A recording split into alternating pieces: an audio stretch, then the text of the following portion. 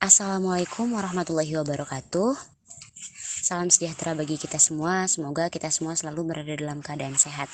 Amin, amin ya robbal alamin. Yang saya hormati Ibu Vita Melani Magister Sains dan Ibu Dea Diela Magister Pendidikan selaku dosen pengampu mata kuliah Fisiologi Hewan dan rekan-rekan semua yang saya banggakan. Di sini kami dari kelompok 2 akan memaparkan mengenai sistem saraf pada hewan. Sebelumnya izinkan saya untuk memperkenalkan anggota saya terlebih dahulu. Yang pertama ada Alia Martia Rofi, NPM 192154072. Ada Onur Yanis, NPM 192154051. Ada Rifda Khairul Rusyda, NPM 192154050. Dan ada saya sendiri, Samratul Qulub, NPM 192154049. Adapun bahasan materi yang akan kami bahas, yang pertama itu ada mengenai struktur sistem saraf hewan, yang kedua sistem saraf hewan pada hewan invertebrata, dan yang ketiga sistem saraf hewan vertebrata. Baik, selanjutnya mengenai struktur sistem saraf hewan akan dijelaskan oleh rekan saya.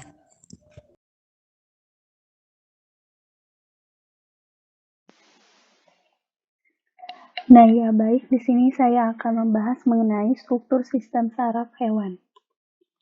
Sebelum ke pembahasan mengenai struktur dari saraf hewan, di sini saya akan mengingatkan kembali kepada rekan-rekan mengenai pengertian dari sistem saraf pada hewan itu sendiri. Nah, sistem saraf merupakan sistem yang khas bagi hewan, karena sistem saraf ini tidak dimiliki oleh tumbuhan. Berbeda dengan tumbuhan, hewan mempunyai daya gerak, kemudian responsif terhadap rangsang internal, tubuh mencapai besar tertentu, dan memerlukan makanan dalam bentuk kompleks. Baik pada hewan yang uniseluler maupun pada hewan yang multiseluler, individu merupakan suatu unit. Keseluruhan mekanisme tubuh hewan itu saling terorganisasi, berarti setiap bagian dari tubuhnya merupakan subordinat dari individu sebagai keseluruhan, baik sebagai bagian satu sel maupun seluruh sel. Sistem saraf berasal dari kata saraf, yang mana merupakan bundel silinder serat yang keluar dari otak dan central cord dan cabang berulang-ulang untuk menginterfasi setiap bagian tubuh. Sistem saraf adalah sistem organ yang terdiri atas serabut saraf yang tersusun atas sel-sel saraf yang saling terhubung dan esensial untuk persepsi sensoris indrawi, aktivitas motorik volunteer dan involunteer, organ atau jaringan tubuh, dan homeostatis sebagai proses fisiologis pada tubuh. Seperti itu. Kemudian, dalam menjalankan kerjanya, sistem saraf terbagi menjadi dua struktur atau susunan, yaitu sistem saraf pusat dan sistem saraf tepi. Yang dimaksud dengan sistem saraf pusat itu diantaranya merupakan suatu sistem utama dalam melakukan seluruh kegiatan tubuh manusia yang tepatnya diatur oleh pusat susunan saraf, yaitu otak dan sumsum tulang belakang. Otak bersambungan dengan sumsum tulang belakang di foramen magnum. Fungsi utama dari sumsum tulang belakang adalah untuk menyampaikan impuls sensorik dari tepi ke otak untuk mengkonduksikan impuls motorik dari otak ke tepi. Sedangkan yang dimaksud dengan sistem saraf tepi itu merupakan sistem saraf yang menghubungkan semua bagian tubuh dengan sistem saraf pusat. Sistem saraf tepi ini terdiri dari semua saraf yang bermigrasi dalam CNS yang dapat melalui seluruh tubuh. Sistem saraf tepi ini terdiri dari sistem saraf somatik atau sistem saraf sadar dan sistem saraf otonom atau sistem saraf tidak sadar. Perlu teman-teman ketahui bahwasannya ada sistem saraf somatis ini mengatur interaksi tubuh dengan lingkungan luar, dan sistem saraf somatis ini terdiri dari dua macam saraf. Di antaranya ada saraf aferen yang membawa input sensoris dari reseptor di seluruh bagian tubuh seperti kulit, kuping, mata, yang kemudian akan diteruskan ke CNS. Selain itu, ada juga yang disebut dengan saraf eferen yang membawa sinyal dari CNS menuju otot dan kelenjar.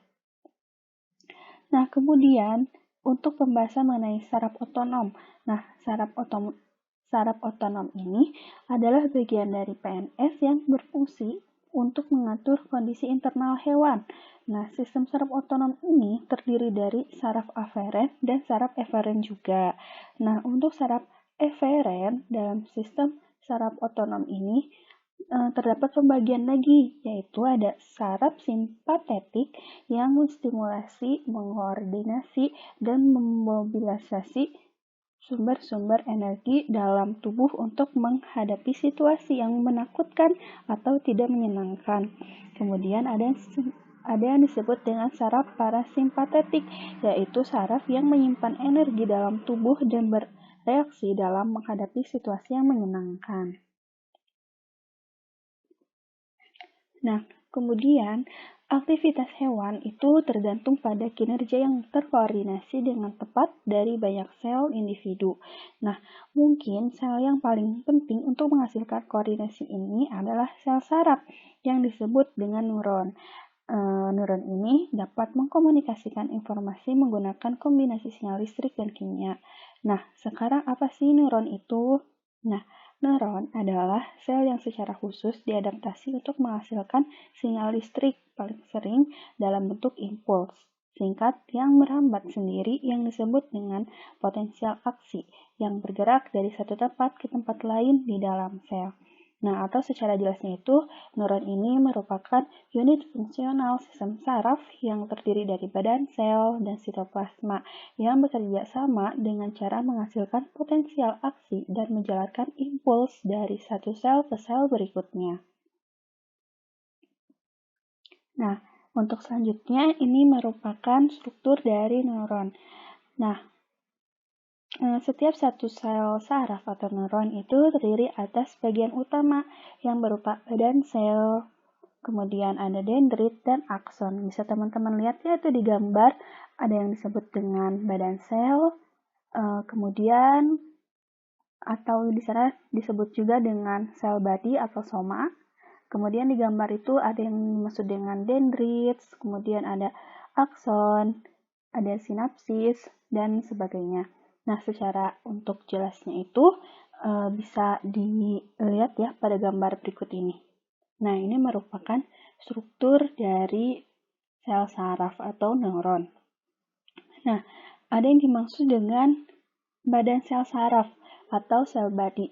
Ditunjukkan pada bagian ini. Ini termasuk badan sel saraf atau disebut dengan soma. Nah, badan sel saraf adalah bagian sel saraf yang paling besar. Di dalamnya terdapat nukleus dan sitoplasma. Nah, ini nukleusnya ya. Kemudian, di dalam sitoplasma terdapat mitokondria yang berfungsi membangkitkan energi untuk membawa rangsangan. Jadi, badan sel atau soma ini umumnya merupakan bagian dari neuron di mana integrasi sinyal dan pembangkitan impuls terjadi. Kemudian ada yang disebut dengan bagian dendrit. Nah, dendrit ini berasal dari kata Yunani disebut dengan dendron atau pohon, yang berarti pohon, seperti itu. Nah, dendrit adalah serabut-serabut yang merupakan tonjolan sitoplasma. Ini berupa tonjolan dari sitoplasma. Nah, kemudian dendrit ini berfungsi untuk mengirimkan impuls ke badan sel saraf.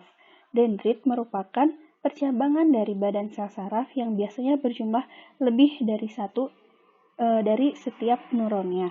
Nah, permukaan dendrit ini penuh dengan spina dendrit yang dikhususkan untuk menghubungkan dengan neuron lain. Kemudian ada yang disebut dengan akson. Nah, ini dimaksud dengan akson. Akson disebut juga dengan serabut saraf. Nah, akson adalah suatu prosesus tunggal yang lebih panjang dari dendrit. Ini lebih panjang ya daripada dendrit. Kemudian, akson berfungsi mengirimkan impuls dari badan sel ke sel saraf yang lain atau ke jaringan yang lain. Nah, semua akson dalam sistem saraf perifer dibungkus oleh lapisan Schwann. Nah, ini lapisan Schwann atau Schwann cell. Nah, akson yang besar memiliki lapisan dalam yang disebut dengan mielin. Nah, ini yang dimaksud dengan mielin. Kemudian, mielin ini merupakan suatu kompleks lipoprotein yang dibentuk membran plasma pada sel-sel Schwann. Nah, Mielin ini berfungsi sebagai isolator listrik dan mempercepat hantaran impuls saraf. Kemudian ada yang dimaksud, nah pada bagian ini nih, yang sekat-sekat ini itu disebut dengan nodes of Ranvier. Nah, bagian akson yang tidak diselubungi oleh mielin dan tertanam pada sitoplasma sel swan. Nah, ini tidak diselubungi oleh lapisan mielin. Seperti itu ya. Kemudian ada terminal akson. Nah, atau akson terminal. Nah, yang bagian ini. Nah, terminal akson ini merupakan tempat bertemunya sel saraf dengan sel-sel saraf yang lainnya. Nah, pada terminal akson ini terdapat sinapsis, yaitu merupakan pertemuan antar dua terminal akson. Nah, pada sinapsis, pada sinapsis ini ada cairan yang disebut dengan neurotransmitter. Nah, neurotransmitter ini berfungsi untuk menghantarkan sinyal dari terminal akson yang satu ke terminal akson lainnya. Seperti itu. Nah, jadi bisa disimpulkan bahwasannya untuk struktur dari sel saraf itu diantaranya ada badan sel, kemudian ada dendrit, kemudian ada akson, kemudian ada mielin, kemudian ada lapisan swan, kemudian ada node Ranvier, terus kemudian ada akson terminal atau terminal akson, seperti itu. Tetapi yang menjadi bagian utama dari bagian utama dari struktur neuron itu diantaranya seperti badan sel, dendrit, dan akson. Seperti itu ya, seperti yang telah dijelaskan pada slide sebelumnya. Nah, kemudian sistem saraf yang dimiliki oleh hewan itu berbeda-beda. Semakin tinggi tingkatan hewan itu semakin kompleks sistem sarafnya. Nah, sistem saraf pada hewan terbagi atas dua, yakni ada sistem saraf hewan bertulang belakang atau vertebrata dan sistem saraf hewan yang tidak bertulang belakang atau invertebrata. Nah, sistem saraf pada hewan itu bervariasi dalam struktur dan bentuk. Pada vertebrata, itu sistem sarafnya terdiri dari saraf pusat dan perifer, sedangkan pada invertebrata itu mempunyai sistem saraf yang berbentuk seperti tangga tali. Nah, nanti akan dijelaskan lebih lanjut oleh rekan saya ya mengenai sistem saraf hewan bagi hewan yang vertebrata ataupun hewan invertebrata. Nah, walaupun hewan-hewan tersebut memiliki struktur dan bentuk yang berbeda, namun sistem saraf vertebrata dan invertebrata ini memiliki kesamaan fungsi yang tidak lain itu untuk mengatur dan mengendalikan kerja alat-alat tubuh, kemudian mengetahui perubahan yang terjadi pada lingkungannya, serta mengatur dan mengendalikan tanggapan terhadap rangsangan yang datang dari lingkungan sekitarnya. Nah, ini kemudian ada neuron atau saraf dari beberapa hewan vertebrata dan invertebrata. Ini bisa dilihat ya, ada morfologinya. Nah, bahwasannya morfologi umum neuron itu bervariasi gitu ya, dari yang sederhana hingga ada yang sangat kompleks. Tetapi sebagian besar neuron memiliki daerah tertentu yang dapat diidentifikasi, termasuk seperti yang telah dijelaskan tadi, diantaranya ada badan sel atau soma, kemudian ada dendrit, dan ada akson. Bisa dilihat ya bahwasannya ada sedikit korelasi antara filogeni dan kompleksitas struktur saraf. Meskipun hewan sederhana memiliki neuron yang sederhana, misalnya pada Coelenterata, nah pada yang ini, itu beberapa neuron pada hewan tingkat tinggi juga ada yang memiliki struktur yang sederhana. Itu misalnya pada sel bipolar retina vertebrata. Nah, pada ini, walaupun ini hewan yang tingkat tinggi, tetapi si neuronnya pun terlihat sederhana, mirip seperti hewan yang sederhana ini juga, seperti yang tadi Coelenterata. Seperti itu ya. Kemudian ada hewan yang lebih tinggi memiliki neuron yang struktur yang sangat kompleks sekali. Contohnya pada sel Purkinje dari otak kecil mamalia. Nah, seperti itu. Nah, ini memiliki struktur neuron yang sangat kompleks ya, berbeda dengan neuron pada Coelenterata seperti yang ini. Nah, tetapi perlu kita ketahui pada serangga dan hewan sederhana lainnya juga itu kan ada juga yang memiliki neuron yang sangat kompleks seperti itu.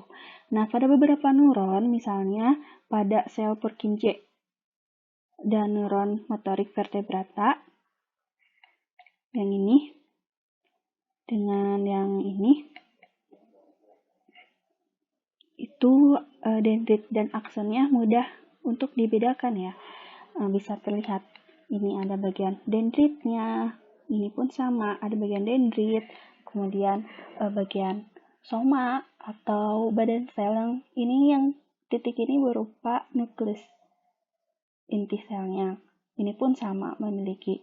Dan selain dendrit, soma, mereka pun memiliki akson seperti ini.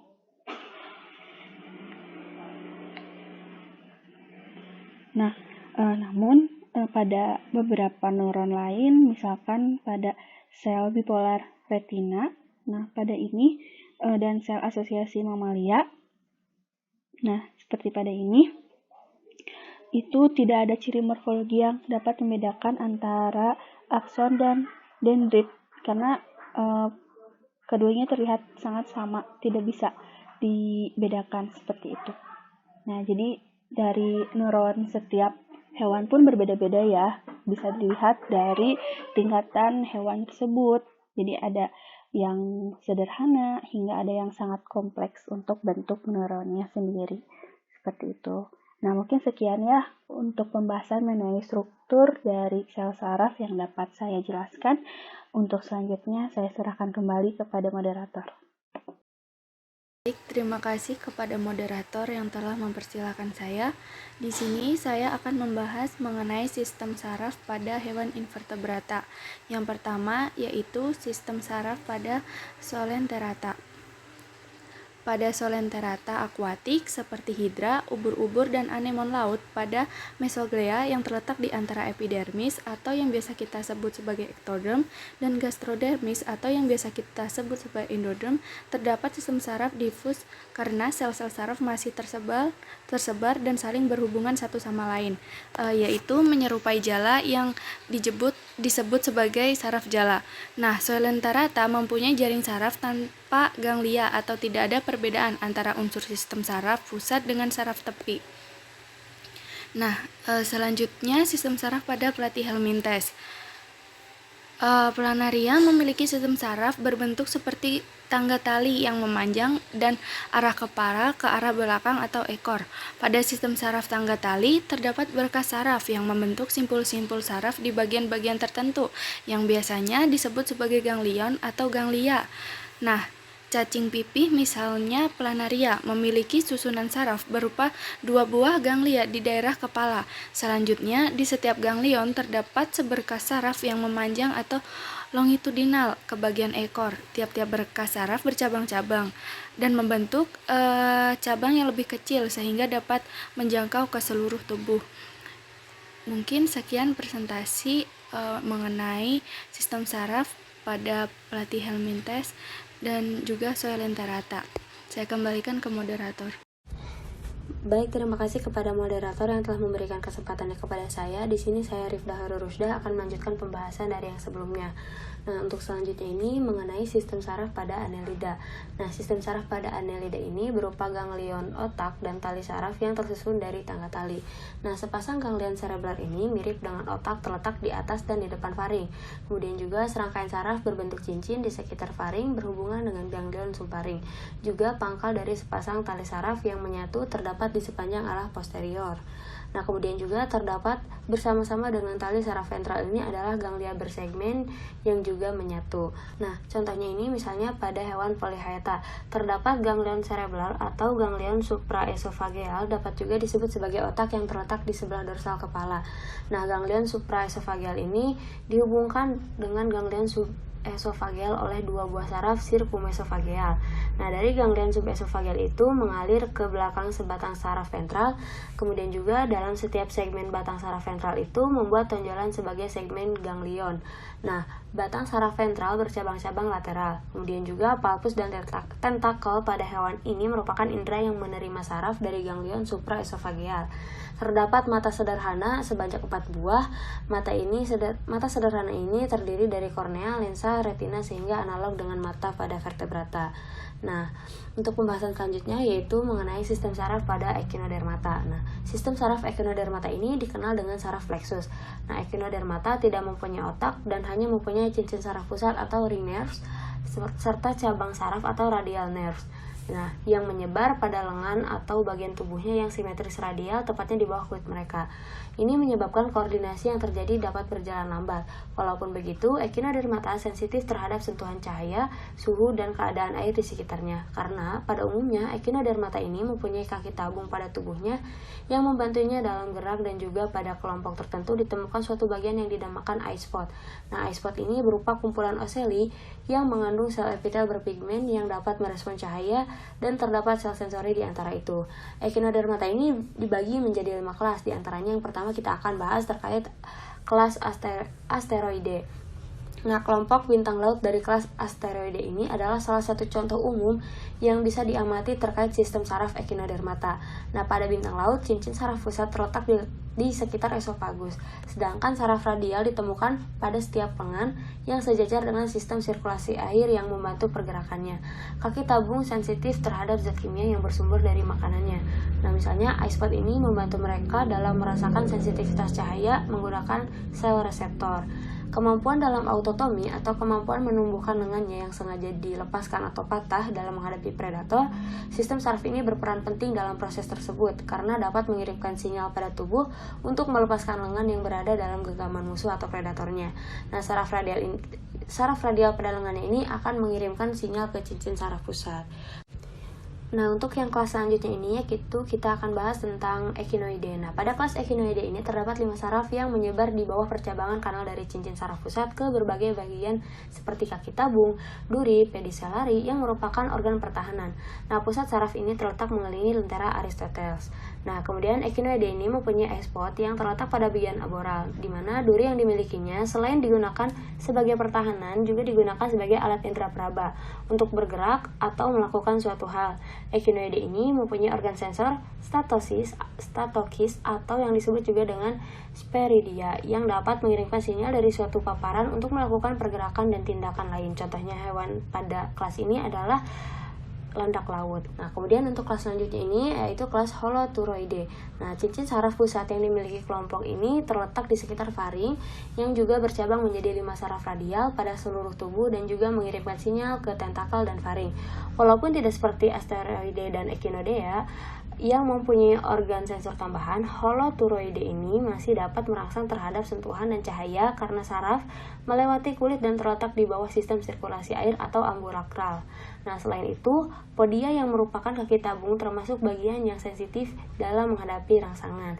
Jadi, komponen dari sistem saraf holoturoide ini adalah cincin saraf pusat dan 5 saraf radial menjalar dari bagian anterior ke bagian posterior melewati jaringan ikat pada tubuhnya.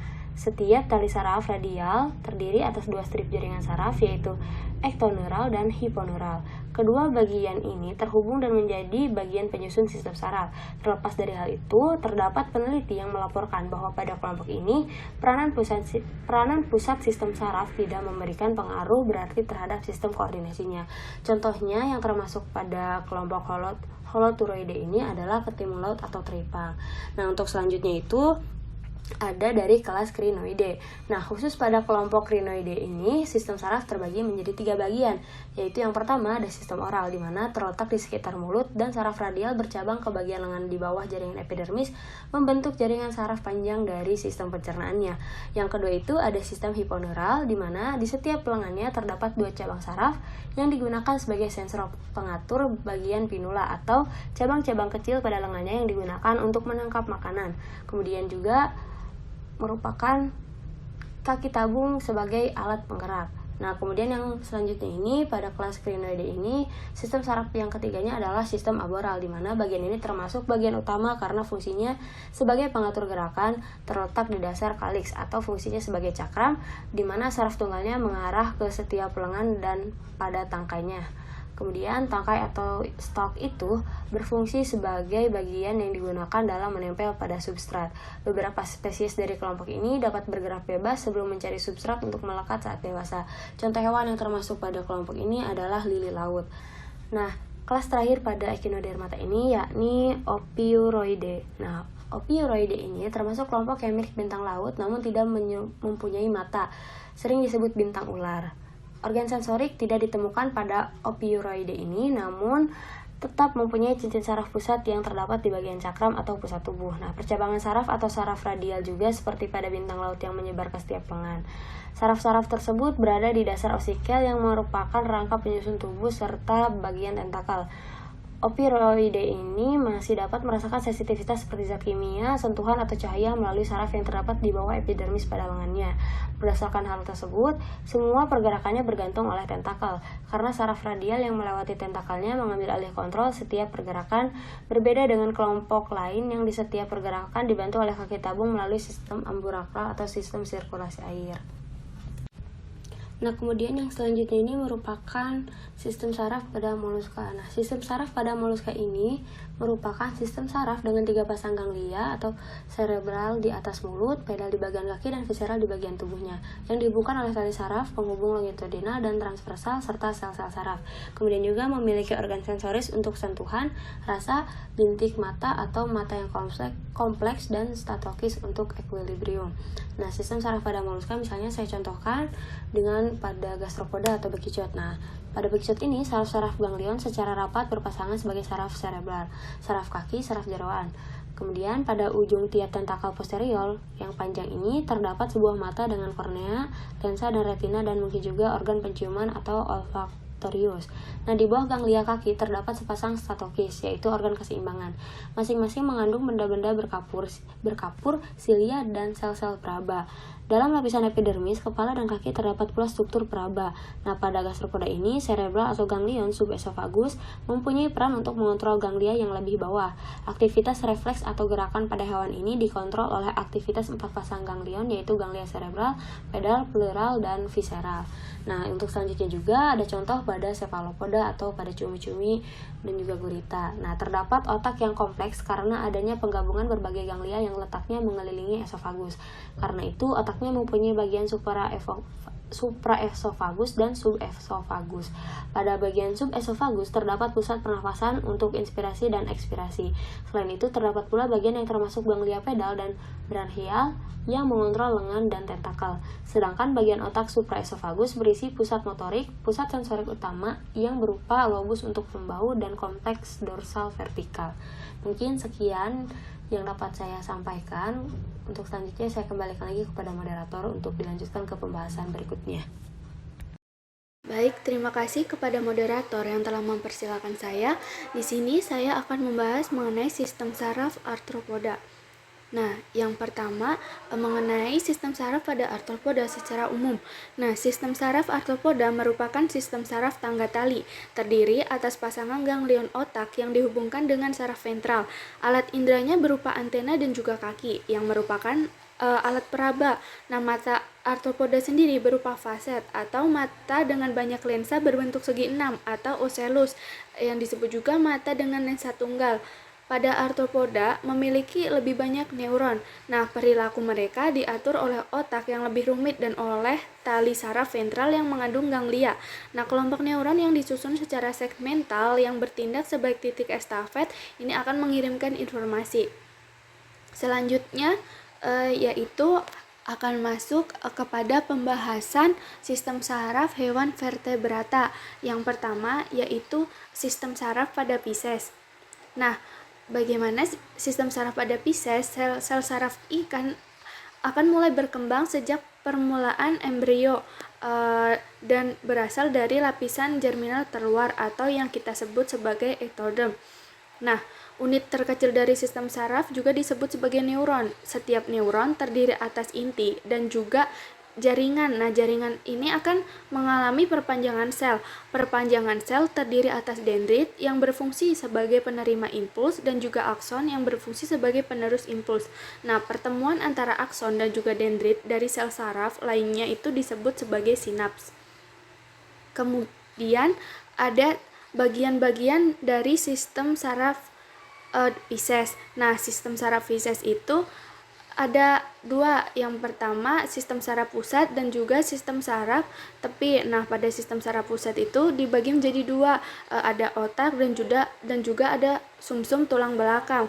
Nah, yang pertama di sini saya akan membahas dari sistem saraf pusat terlebih dahulu. Yang pertama ada otak. Nah, pada otak sendiri ada pada saat embrio dan juga pada saat dewasa. Yang pertama pada saat embrio sendiri terbagi menjadi 3 bagian. Yang pertama bagian depan, bagian tengah, dan juga bagian belakang. Yang pertama bagian depan sendiri itu disebut sebagai prosencephalon, yang bagian tengah disebut sebagai mesencephalon, dan bagian belakang disebut sebagai rhombecephalon. Nah, pada saat dewasa prosencephalon akan berkembang menjadi telecephalon dan diencephalon. Nah, sedangkan mesencephalon ini akan tetap. Kemudian rhombecephalon akan berkembang menjadi metencephalon dan juga mesencephalon. Kemudian yang berikutnya yaitu pada bagian sumsum tulang belakang Pisces. Nah, sumsum tulang belakang bersama dengan otak akan membentuk sistem saraf pusat atau yang disebut sebagai SFP, yang terdiri dari saraf yang akan menyampaikan pesan antara otak ke seluruh tubuh. Nah, sumsum tulang belakang membentang dari medula oblongata yang terletak pada bagian bawah otak ke punggung bawah dan ditempatkan di sebuah seperti terowongan yang dibuat oleh tulang vertebra tulang belakang ikan. Nah, selanjutnya ikan berahang pada umumnya memiliki ganglia tulang belakang pada neuron sensorik dari saraf dorsal, walaupun pada banyak famili seperti ikan mas, koch, Persidae, Secianidae, dan juga beberapa serat aferen merupakan penghantar dari ganglia supramedulari dan juga inframedulari. Kemudian sistem saraf pada Pisces yang selanjutnya yaitu sel saraf tepi. Nah, sel saraf tepi ini disusun oleh sel saraf kranial dan juga saraf spinal. Nah, yang pertama saraf kranial. Saraf kranial sendiri terdapat 11 otak saraf yang menyebar ke organ-organ sensori dan juga otot-otot tertentu. Nah, sedangkan pada saraf spinal, spinal cord merupakan suatu tabung tetapi alur pusatnya berdiameter kecil dibandingkan dengan dindingnya. Serabut-serabut saraf ini dibungkus dan dikumpulkan dalam suatu ikatan sesuai dengan fungsinya. Nah, yang selanjutnya yaitu sistem saraf amfibi. Nah, bagaimana sih sistem saraf pada amfibi? Nah, yang pertama, impuls dapat dihantarkan melalui beberapa cara, di antaranya sel saraf dan juga sinapsis. Nah, yang pertama, pengantaran impuls melalui sel saraf. Pengantaran impuls yang baik berupa rangsangan ataupun tanggapan melalui serabut saraf atau yang kita sebut sebagai akson dapat terjadi karena adanya perbedaan potensial listrik antara bagian luar dan bagian dalam sel. Nah, pada waktu sel saraf beristirahat, kutub positif terdapat di bagian luar dan kutub negatif terdapat di bagian dalam sel saraf. Impuls akan dihantarkan sampai ke ujung akson. Yang kedua, pengantaran impuls melalui sinapsis. Titik temu antara terminal akson adalah satu neuron dengan neuron lain dinamakan sinapsis.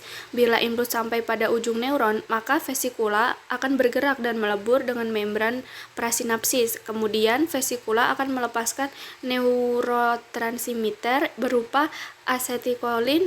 Neurotransmitter adalah suatu zat kimia yang dapat menyeberangkan impuls dari neuron prasinapsis ke postsinapsis.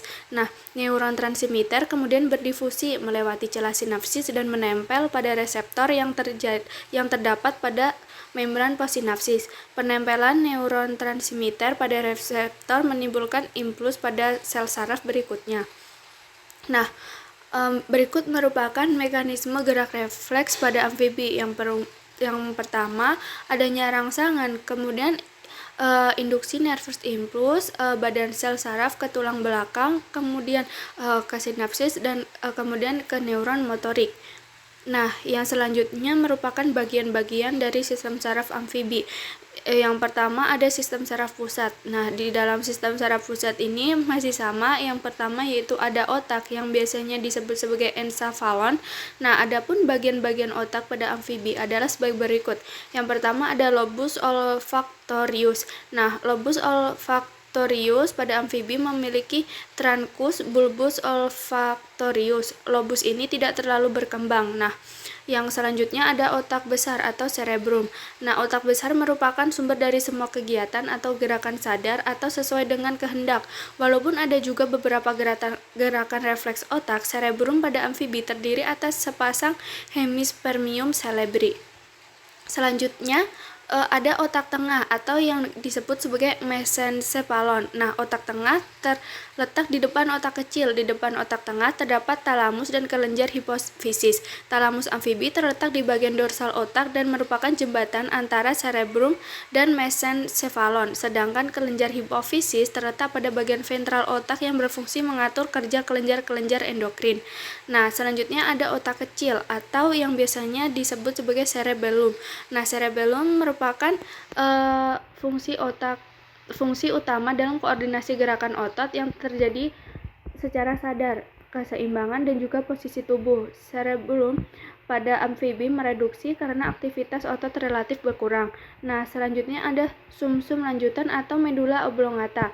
Nah, sumsum lanjutan berfungsi mengantar impuls yang datang dari medula spinalis menuju otak. Sumsum lanjutan juga mempengaruhi refleks fisiologi seperti detak jantung sebagai pusat pengatur percepatan dan penghambat denyut jantung, tekanan darah sebagai pusat pengatur penyempitan dan pelebaran pembuluh darah dan juga lainnya. Nah, selanjutnya ada sumsum tulang belakang atau medula spinalis. Medula spinalis merupakan lanjutan dari medula oblongata yang masuk ke dalam canalis vertebralis. Pada amfibi, medula spinalis mengalami pembesaran di bagian cervicalis. Medula spinalis berfungsi mengantarkan impuls sensori dari saraf perifer ke otak yang menyampaikan impuls motoris dari otak ke saraf perifer. Nah, selain itu juga merupakan pusat dari gerak refleks. Kemudian ada sistem saraf tepi. Sistem saraf tepi ini yang pertama ada sistem saraf sadar. Nah, sistem saraf sadar disusun oleh saraf otak atau yang disebut sebagai saraf kranial, yaitu saraf-saraf yang keluar dari otak, dan saraf sumsum tulang belakang atau saraf spinal, yaitu saraf-saraf yang keluar dari sumsum tulang belakang. Adapun pada amfibi, saraf otak atau saraf kranial berjumlah 10 pasang. Nah, yang kemudian saraf sumsum tulang belakang berjumlah 31 pasang saraf gabungan. Berdasarkan asalnya, saraf sumsum tulang belakang dibedakan atas 8 pasang saraf leher, 12 pasang saraf punggung, 5 pasang saraf pinggang, 5 pasang saraf pinggul, dan 1 pasang saraf ekor. Nah, selanjutnya ada saraf tidak sadar atau sistem sensori autonom. Nah, sistem saraf autonom disusun oleh serabut saraf yang berasal dari otak maupun dari sumsum tulang belakang dan menuju organ yang bersangkutan. Dalam sistem ini terdapat beberapa jalur. Masing-masing jalur membentuk sinapsis yang kompleks dan juga membentuk ganglion. Sistem saraf autonom dapat dibagi atas sistem saraf simpatik dan sistem saraf parasimpatik. Mungkin sekian penjelasan dari saya kembalikan ke moderator. Baik, selanjutnya di sini kita akan membahas mengenai sistem syaraf pada reptil. Sebelum kita membahas lebih jauh mengenai sistem saraf pada reptil, kita harus tahu terlebih dahulu reptil itu apa. Nah, reptil ini kan merupakan salah satu hewan vertebrata ya, yang berdarah dingin dan biasanya tubuhnya itu memiliki ciri ditutupi oleh sisik gitu seluruh tubuhnya.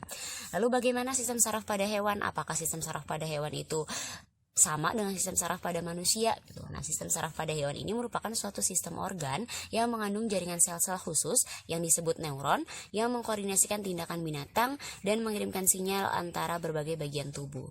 Jadi baik pada tubuh hewan maupun pada tubuh manusia itu terdapat sel-sel khusus yang biasa kita sebut juga dengan sel saraf yang terkoordinasi dalam suatu sistem saraf di mana di dalamnya itu terdapat neuron. Nah, neuron inilah yang mengkoordinasikan tindakan pada binatang, mengirimkan sinyal dan antara berbagai bagian tubuh, kemudian juga menerima rangsang atau impuls dari lingkungan sehingga nantinya hewan dapat memberikan respon terhadap rangsangan tersebut.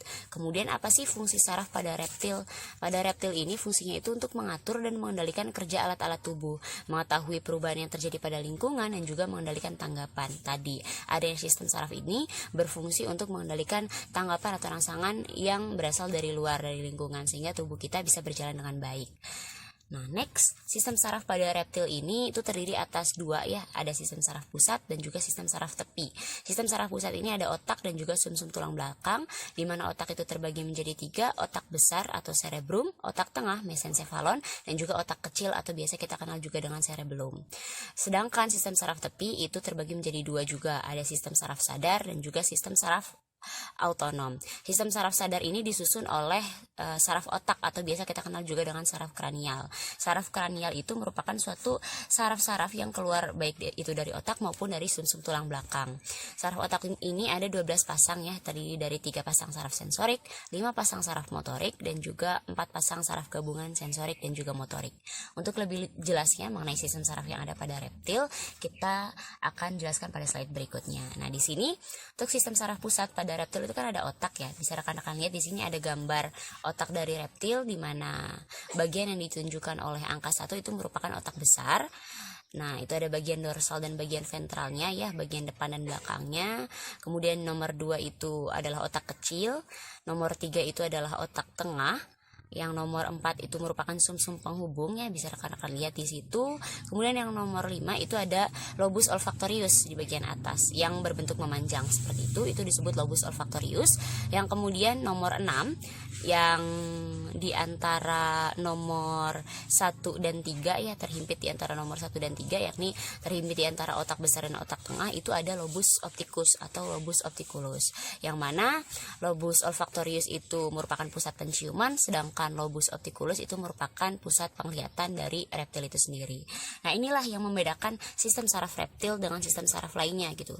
Reptil ini memiliki lobus olfactorius dan lobus opticulus ini, dimana lobus olfactoriusnya itu kan panjang, bisa rekan-rekan lihat juga pada gambar ya, sehingga reptil ini memiliki penciuman yang tajam. Sedangkan lobus opticulusnya ini kan letaknya dihimpit oleh otak besar dan juga otak tengah ya. Nah, menyebabkan si lobus opticulus ini terdesak seperti itu, sehingga memang reptil itu kurang baik dalam penglihatan. Seperti itu contohnya ular itu kan kurang baik ya dalam hal penglihatan, tapi penciumannya cukup tajam ketika ingin memangsa mangsanya. Selanjutnya, sistem saraf pusat itu ada sumsum tulang belakang. Pada penampang melintang sumsum tulang belakang itu ada bagian seperti sayap yang terdiri atas sayap yang disebut tanduk dorsal dan juga sayap bawahnya itu disebut tanduk ventral. Impuls sensori dari reseptor ini dihantar masuk ke sumsum tulang belakang melalui tanduk dorsal, dan impuls motor keluar dari sumsum tulang belakang melalui tanduk ventral menuju efektor. Nah, pada tanduk dorsal ini terdapat badan sel saraf penghubung yang biasa kita sebut juga dengan asosiasi konektor, di mana asosiasi konektor ini nantinya menerima impuls dari sel saraf sensori dan menghantarkannya ke saraf motor. Pada bagian putih terdapat serabut saraf asosiasi. Kumpulan serabut saraf yang membentuk saraf ini disebut urat saraf. Nah, urat saraf yang membawa impuls ke otak merupakan saluran ascendent, dan yang membawa impuls yang berupa perintah dari otak itu merupakan saluran descendant, seperti itu. Next, mengenai sistem saraf tepi. Sebelumnya kan juga sudah disinggung ya, sistem saraf tepi itu ada sistem saraf sadar dan juga sistem saraf autonom. Sistem saraf sadar juga tadi sudah dijelaskan, di mana disusun oleh saraf otak yang terdiri dari 12 pasang, yakni 3 pasang saraf sensorik, 5 pasang saraf motorik, dan 4 pasang saraf gabungan sensorik dan juga motorik. Lalu bagaimana dengan sistem saraf autonom? Sistem saraf autonom ini disusun oleh serabut saraf yang berasal dari otak maupun dari sumsum tulang belakang, di mana terdapat beberapa jalur jalur ya, dan masing-masing jalurnya itu membentuk sinapsis yang kompleks dan juga membentuk ganglion. Nah, urat saraf yang terdapat pada pangkal ganglion itu disebut urat saraf praganglion. Sedangkan yang berada pada ujung ganglion itu disebut urat saraf postganglion. Nah, sistem saraf otonom ini terbagi menjadi dua, ada sistem saraf simpatik dan juga sistem saraf parasimpatik. Perbedaannya apa sih? Nah, sistem saraf simpatik ini ganglionnya itu terletak di sepanjang tulang belakang, menempel pada sumsum tulang belakang sehingga mempunyai urat postganglion yang pendek. Sedangkan sistem saraf parasimpatik, urat praganglionnya itu panjang karena ganglion menempel pada organ tertentu. Nah, selanjutnya mengenai mekanisme gerak pada reptil. Dimulai dari adanya impuls, yang mana impuls ini bisa terjadi karena adanya penglihatan atau bau yang diterima oleh reptil sehingga munculnya rangsangan, lalu menuju ke saraf sensorik, lalu dari saraf sensorik menuju ke otak untuk diterjemahkan, lalu ke saraf motorik, kemudian ke otot, lalu terciptalah gerakan menuju rangsang. Jadi terciptalah respon dari rangsangan atau impuls yang sudah diterima oleh reptil itu sendiri. Selanjutnya, sistem saraf pada ular. Ular ini kan merupakan salah satu reptil ya. Bisa dilihat rekan-rekan pada gambar, ular ini mempunyai organ reseptor bau dan rasa yang sangat baik, yaitu organ Jacobson. Nah, di sini letaknya bisa rekan-rekan lihat di sebelah mata, di langit-langit ya, dimana organ ini letaknya itu di langit-langit mulut. Secara bergantian mereka ini mengeluarkan lidahnya ke udara dan kemudian ke dalam organ Jacobson. Tingkah laku seperti itu tuh membuat mereka dapat merasakan udara dan mendeteksi adanya bau, yang seperti sudah dijelaskan tadi ya, bahwasanya ular ini memiliki indera penciuman yang cukup tajam, namun memang penglihatannya itu sedikit kurang seperti itu. Ular mengenali bau mangsa atau bau benda yang lain ini dengan cara menjulurkan lidahnya. Pada saat lidahnya menjulur kemudian ditarik kembali ke dalam mulut, terdapat partikel-partikel yang menempel di permukaan lidahnya. Nah, kemudian partikel bau tersebut itu tadi dilewatkan melalui dua rongga kecil yang mengarah ke organ Jacobson ini. Kemudian rongga yang mengarah ke organ Jacobson ini dilapisi dengan jaringan sensitif yang membantu dalam proses penciuman dalam ular itu. Nah, setelah partikel dilewatkan ke rongga dan organ Jacobson, komposisi partikel tadi itu dipecah dan dikirim ke otak melalui serangkaian struktur saraf seperti itu yang sangat kompleks. Lalu otak kemudian menerjemahkan partikel-partikel tadi dan mengidentifikasikannya apakah partikel tersebut itu milik mangsa feromon dari ular yang lain atau bersumber dari benda-benda yang dikenal atau tidak dikenal. Seperti itu. Jadi itulah merupakan proses sistem saraf yang ada pada ular, yang mana di dalamnya ada suatu organ khusus yakni organ Jacobson sehingga memiliki reseptor bau dan rasa yang cukup baik seperti itu pada ular. Selanjutnya mengenai sistem saraf pada aves, kita harus tahu juga aves itu merupakan salah satu hewan vertebrata yang mana cirinya itu memiliki bulu dan juga sayap. Seperti itu, di sini ada contohnya itu burung, itu juga termasuk ke dalam aves. Lalu bagaimana sih sistem saraf pada aves? Sistem saraf pada aves ini berhubungan secara langsung terhadap alat indera yang digunakan. Karena alat indera pada aves ini memiliki ciri khas atau terdapat perbedaan sendiri seperti itu dibandingkan dengan hewan-hewan yang lainnya. Di antara yang pertama ada indera penglihatan. Aves ini memiliki indera penglihatan yang sangat tajam. Seperti yang bisa rekan-rekan lihat pada gambar di samping, itu merupakan struktur dari mata burung, di mana ada saraf mata, selaput putih, selaput hitam. Di situ juga ada pektin, kemudian ada retina, iris, kornea dan juga lensa. Yang memang strukturnya hampir mirip dengan mata pada mamalia seperti itu, sehingga memang memiliki indera penglihatan yang cukup tajam. Kemudian pada gambar di bawahnya itu juga letak mata ya pada burung itu berbeda-beda, di mana yang di atas itu mata pada burung merpati itu terletak di sisi kepalanya. Jadi di bagian sisi di sampingnya. Sedangkan pada burung hantu itu matanya itu letaknya menghadap ke depan atau biasa disebut juga dengan binokuler. Nah, penglihatan aves ini juga sangat-sangat tajam terutama pada warna ya. Karena cepat berakomodasi juga pada berbagai jarak seperti itu. Kemudian yang kedua, indera peraba. Kulit burung memiliki saraf sensorik seperti pada mamalia yang dapat mendeteksi panas, dingin, tekanan dan juga sakit. Saraf sensorik inilah yang nantinya dapat ditemukan pada bulu yang digunakan untuk terbang dan juga memiliki peranan yang sangat penting dalam penerbangan gitu. Jadi saraf sensorik ini letaknya pada bulu burung atau pada bulu aves. Kemudian yang ketiga, indera pendengaran. Telinga aves ini kan terbagi menjadi 3 bagian ya. Ada bagian luar, tengah dan juga dalam. Pada sebagian besar burung, bulu-bulu khusus itu menutupi bukaan telinga seperti itu. Kalau kita lihat secara seksama pada burung ya, terkadang telinganya itu tertutupi oleh bulu-bulu khusus seperti itu. Nah, bulu-bulu ini yang menutupi bukaan telinga ini berfungsi untuk meminimalisir guncangan, sedangkan pada kokleanya itu berfungsi untuk mentransmisikan getaran kepada saraf pendengaran, seperti itu. Kemudian yang terakhir ada indera pengecap, di mana tunas pengecap terletak pada bagian belakang pada lidah dan dinding faring. Jumlah dari tunas pengecap Aves ini lebih sedikit dibandingkan pada mamalia, karena Aves dapat merasakan rasanya itu manis, asin, asam, dan juga pahit saja, seperti itu. Selanjutnya ada bagian-bagian dari sistem saraf pada Aves. Sama halnya seperti reptil, Aves juga terbagi menjadi dua sistem saraf. Ada sistem saraf pusat dan juga sistem saraf tepi. Sistem saraf pusat terbagi menjadi otak dan juga saraf tulang belakang, yang mana pada otak itu ada otak besar atau cerebrum, otak kecil atau cerebellum, otak tengah atau biasa disebut juga dengan mesencephalon, dan ada juga medula atau sumsum lanjutan. Nah, bagian-bagian mengenai otak ini nantinya akan dibahas lebih lanjut pada slide berikutnya. Kemudian ada juga sistem saraf tepi, yang mana terdiri dari sistem saraf sadar dan juga sistem saraf otonom. Sistem saraf tepi ini merupakan lanjutan dari neuron yang bertugas membawa impuls saraf menuju ke sistem saraf pusat atau ke otak, seperti itu. Nah, berdasarkan cara kerjanya, sistem saraf tepi ini dibedakan menjadi dua. Yang pertama itu ada sistem saraf sadar, yang mana sistem saraf sadar ini artinya mengatur segala gerakan yang dilakukan itu secara sadar, atau dengan kata lain di bawah koordinasi saraf pusat atau otak. Nah, berdasarkan asalnya, sistem saraf sadar itu dibedakan menjadi dua, ada sistem saraf kepala atau kranial dan sistem saraf tulang belakang atau spinal. Kemudian yang kedua ada sistem saraf otonom.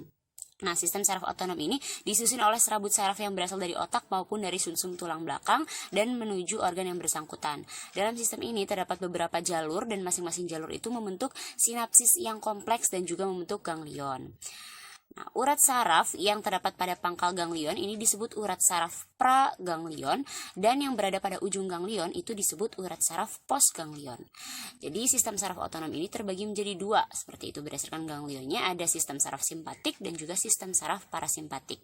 Sistem saraf simpatik itu mempunyai ganglion yang terletak di sepanjang tulang belakang, seperti itu, menempel pada sumsum tulang belakang sehingga mempunyai urat praganglion yang pendek. Contohnya itu sistem saraf simpatik itu contohnya memperlambat denyut jantung, memperkecil pupil, seperti itu. Sedangkan sistem saraf parasimpatik mempunyai urat praganglion yang panjang karena ganglionnya ini menempel pada organ yang dibantu. Contohnya itu untuk mempercepat denyut jantung, memperbesar pupil, seperti itu. Jadi kebalikan dari sistem saraf simpatik. Kemudian ya, ini adalah pembahasan lebih lanjut ya mengenai sistem saraf pusat, yakni otak pada Aves itu sendiri. Bisa rekan-rekan lihat di situ ada gambar dari otak burung, ada bagian dorsal dan juga ventralnya, yang mana yang ditunjukkan oleh nomor 1 itu merupakan otak besar atau biasa dikenal juga dengan cerebrum. Nah, pada otak besar ini itu tidak banyak mempunyai neuron, itu tidak banyak mempunyai unit struktural dari sistem saraf itu atau neuron, dan bentuknya itu tidak berlipat-lipat pada otak besar ini. Berbeda dengan pada otak kecil yang ditunjukkan oleh nomor 2. Nah, pada otak kecil itu permukaan otaknya itu terdapat lipatan-lipatan, di mana lipatan-lipatan ini itu mampu menampung sel-sel saraf yang lebih banyak. Nah, semakin banyak sel saraf yang tertampung pada lipatan ini menunjukkan pusat keseimbangan burung ketika terbang, seperti itu. Kemudian yang nomor 3 ada otak tengah ya, atau mesencephalon. Biasanya kita kenal juga otak tengah burung ini berbentuk gelembung, berkembang dengan cukup pesat dan berfungsi juga sebagai pusat saraf penglihatan, seperti itu pada otak tengah ini. Selain pada lobus opticus atau lobus opticulus yang ditunjukkan oleh nomor 6. Kemudian yang nomor 5 itu merupakan lobus olfactorius ya, sama halnya seperti tadi pada reptil juga ada lobus olfactorius dan juga lobus opticus. Cuman bedanya Aves ini memiliki indera penglihatan yang sangat tajam. Penglihatan terhadap warnanya itu sangat tajam dan cepat berakomodasi pada berbagai jarak. Pada umumnya itu burung mengandalkan indera penglihatannya untuk mencari makan.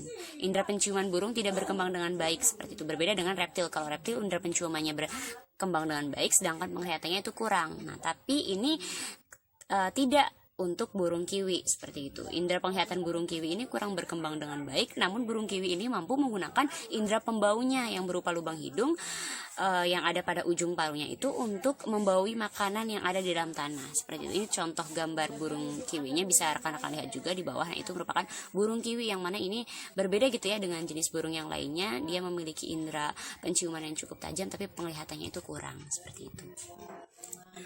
Selanjutnya mengenai mekanisme sistem saraf pada Aves.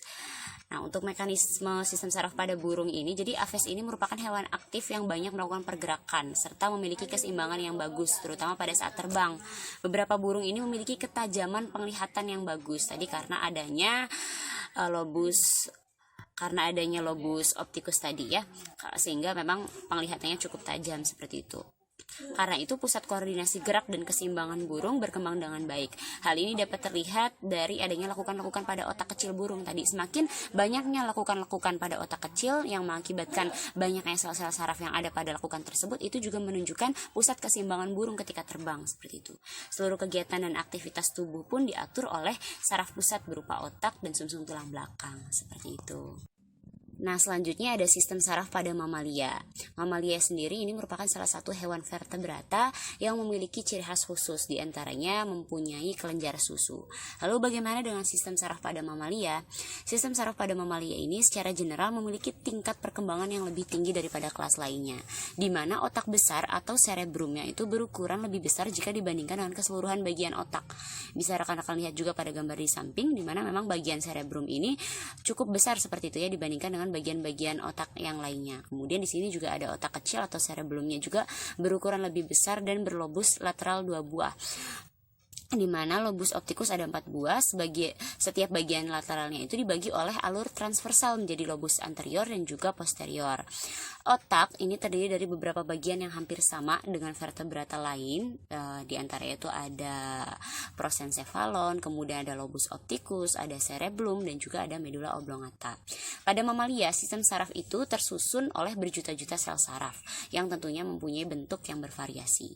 Sistem saraf itu kan dicirikan dengan adanya sel saraf neuron tadi ya, yang sebelumnya juga sudah disinggung. Nah, ini merupakan sel saraf neuron gambarnya pada mamalia, di mana di situ ada badan sel ya yang mengandung nukleus atau inti sel, kemudian ada dendrit juga. Nah, dendrit itu merupakan cabang-cabang ya, cabang-cabang dari nukleus itu sendiri atau cabang-cabang dari badan sel ya, yang mana dendrit ini berfungsi untuk meneruskan impuls saraf ke badan sel. Kemudian ada akson atau neurit yang berfungsi meneruskan impuls dari badan sel ke sel lainnya. Ada selubung mielin juga. Kemudian di situ bisa dilihat ya, ada sinapsis, kemudian ada nodus Ranvier, ada sel Schwann. Sel Schwann itu merupakan suatu sel yang berfungsi untuk membentuk selubung mielin, di mana selubung mielin ini fungsinya itu untuk melindungi akson. Nah, bisa dilihat kan pada gambar akson itu berada di bagian dalam. Nah, akson ini dilindungi oleh selubung mielin ini, di mana dibentuk dari sel Schwann tadi. Nah, pada bagian akson yang tidak dilindungi oleh selubung mielin itu disebut juga dengan nodus Ranvier. Nah, ini berfungsi untuk mempercepat pengantaran impuls seperti itu. Kemudian sel saraf itu dibedakan menjadi 3 macam berdasarkan fungsinya. Ada sel saraf sensorik, sel saraf motorik, dan juga sel saraf konektor. Sel saraf sensorik atau biasa disebut juga dengan afferent itu berfungsi sebagai pengantar rangsang dari reseptor menuju ke otak atau sumsum tulang belakang. Kemudian untuk sel saraf motorik atau efferent itu berfungsi sebagai penghantar rangsang dari otak sumsum tulang belakang menuju ke efektor atau otot. Sedangkan yang ketiga, sel saraf konektor itu berfungsi untuk meneruskan rangsang dari saraf sensorik ke saraf motorik. Seperti itu. Selanjutnya ada bagian-bagian sistem saraf pada mamalia. Sama halnya seperti aves dan reptil tadi, mamalia juga memiliki 2 sistem saraf, ada sistem saraf pusat dan juga sistem saraf tepi. Sistem saraf pusat itu ada otak dan juga sumsum tulang belakang, di mana otaknya itu ada otak besar, otak tengah, dan juga otak belakang. Otak besar pada mamalia itu terdiri atas 2 lapisan, yakni lapisan luar yang biasa kita kenal juga dengan korteks, di mana di dalamnya itu berisi neuron, dan lapisan dalam yang berisi serabut saraf yaitu dendrit atau neurit.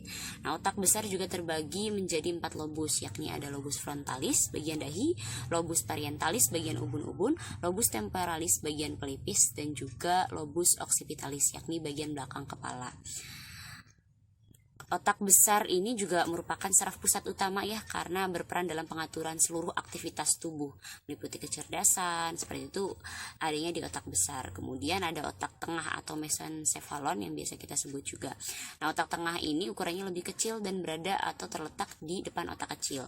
Otak tengah ini berperan dalam pusat pergerakan mata, misalnya ketika ingin mengangkat kelopak mata, refleks penyempitan pupil mata, nah itu diatur dalam otak tengah. Kemudian ada otak belakang. Otak belakang terletak di bawah lobus oksipital, yakni terdiri atas 2 belahan dan permukaannya itu berlekuk-lekuk. Otak belakang terdiri dari 3 bagian utama, yang bisa rekan-rekan lihat juga pada gambar di sampingnya pada bagian yang berwarna hijau.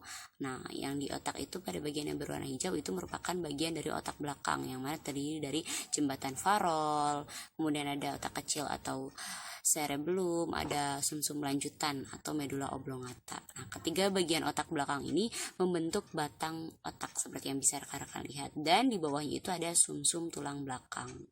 Jadi sumsum tulang belakang ini bisa dikatakan juga sebagai lanjutan gitu ya dari medula oblongata yang memanjang sampai tulang punggung, tepatnya sampai ruas tulang pinggang kedua, seperti itu. Kemudian untuk saraf tepi atau sistem saraf perifer ini merupakan lanjutan dari neuron yang bertugas membawa impuls saraf menuju ke sistem saraf pusat. Berdasarkan cara kerjanya, sistem saraf tepi ini dibedakan menjadi 2. Ada sistem saraf sadar, yakni sistem saraf yang mengatur segala gerakan yang dilakukan secara sadar atau di bawah koordinasi, seperti itu. Kemudian berdasarkan asalnya, sistem saraf sadar ini dibedakan menjadi 2. Ada sistem saraf kepala atau kranial dan juga sistem saraf tulang belakang atau spinal. Kemudian untuk sistem saraf tak sadar ini berdasarkan sifat kerjanya, sistem saraf ini dibedakan menjadi 2 juga. Ada sistem saraf simpatik dan juga sistem saraf parasimpatik. Untuk sistem saraf simpatik itu contohnya ya ketika melakukan pelebaran pupil, seperti itu. Dan parasimpatik itu kebalikannya. Parasimpatik itu pengecilan pupil, itu diatur oleh sistem saraf parasimpatik. Kemudian misalnya pada simpatik itu menghambat aliran ludah, sedangkan kalau pada parasimpatik itu malah menstimulasi aliran ludah. Kemudian pada sistem saraf simpatik itu berfungsi untuk mempercepat detak jantung, pada saraf parasimpatik itu justru untuk memperlambat detak jantung. Jadi kebalikan, seperti itu. Yang bisa rekan-rekan lihat juga ya pada gambar di samping itu ada sistem saraf parasimpatik dan juga simpatik gitu. Ada kalau parasimpatik tadi sudah dijelaskan mengenai pengecilan pupil, sistem simpatiknya itu pelebaran pupil, kemudian sistem parasimpatik yang menstimulasi aliran ludah, sedangkan sistem simpatiknya itu justru menghambat aliran ludah. Jadi kebalikannya, seperti itu. Selanjutnya mengenai mekanisme sistem saraf pada mamalia. Sistem saraf pada mamalia ini ada 2 ya skema geraknya, ada gerak biasa dan juga gerak refleks. Gerak biasa itu dimulai dari adanya impuls atau rangsangan terlebih dahulu, kemudian menuju ke saraf sensorik, diproses dalam saraf sensorik langsung disalurkan ke otak, pada otak langsung dikirimkan atau diterjemahkan ke saraf motorik, kemudian saraf motorik menuju ke otot, lalu timbullah suatu gerakan, gerak biasa. Sedangkan gerak refleks itu berbeda, dimulai dari impuls atau rangsangan terlebih dahulu dari luar, lalu menuju ke saraf sensorik, lalu menuju ke sumsum tulang belakang. Jadi bedanya itu di situ, ke sumsum tulang belakang, bukan ke otak. Lalu dari sumsum tulang belakang menuju ke saraf motorik, kemudian dari saraf motorik ke otot, lalu timbullah gerak refleks, seperti itu. Dan perlu diingatkan juga ya, pada otak mamalia ini terdiri dari cerebrum tadi, otak besar yang memang memiliki wilayah yang cukup besar gitu pada bagian otak dibandingkan bagian-bagian otak yang lain, dan juga ada cerebellum. Bisa rekan-rekan lihat juga itu merupakan contoh otak kelinci ya, yang mana kelinci itu kan merupakan mamalia. Nah, itu bagian cerebellumnya ditunjukkan, bagian cerebrumnya juga itu cukup banyak ya, cukup besar juga, seperti itu, mempunyai permukaan yang berlekuk gitu kalau bagian otak kecil atau cerebellum yang berfungsi sebagai koordinasi aktivitas. Sedangkan sistem saraf perifer atau sistem saraf tepi ini berfungsi untuk mengumpulkan informasi dalam bentuk rangsang listrik atau impuls gitu, dari berbagai organ yang ada di dalam maupun di luar tubuh untuk disampaikan ke saraf pusat atau ke otak, seperti itu. Dan juga fungsinya itu untuk membawa impuls dari pusat saraf menuju ke pusat motorik tubuh.